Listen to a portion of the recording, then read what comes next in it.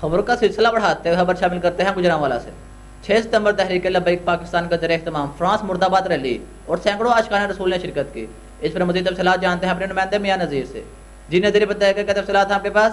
گجرانوالا 6 ستمبر 2020 تحریک لبیک پاکستان کے زیر اہتمام فرانس مرد آباد ریلی، سینکڑوں عاشقان رسول کی شرکت۔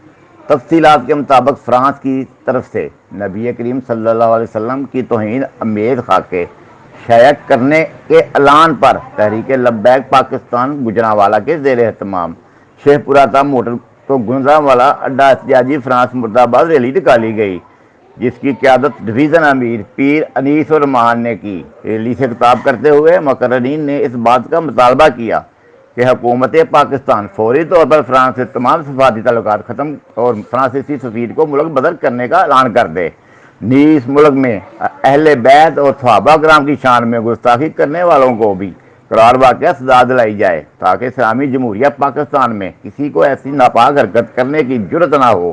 شرکا ریلی نے لبیک یا رسول اللہ کے جھنڈے اور مختلف بینرز اٹھا رکھے تھے، جن پر فرانس کے خلاف نعرے درج تھے۔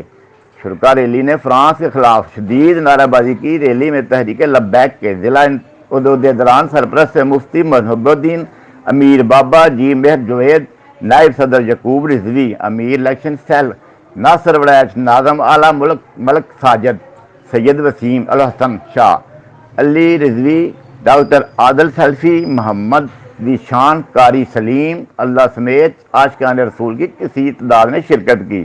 اس موقع پر سیکورٹی کے سخت انتظامات کیے گئے تھے۔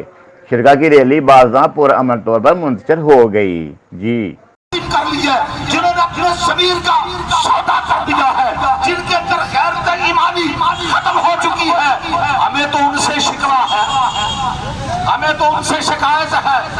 آج یہ دن دیکھنا کیوں نصیب ہوئے؟ اگر ان کے اندر غیرت ایمانی ہوتی، مسلمان متحد ہوتے، تمام ممالک یکجا ہوتے، تو کسی بے غیرت کے اندر یہ جرأت نہ تھی کہ وہ اللہ کے محبوب کی شان میں بے ادبی کر سکتا۔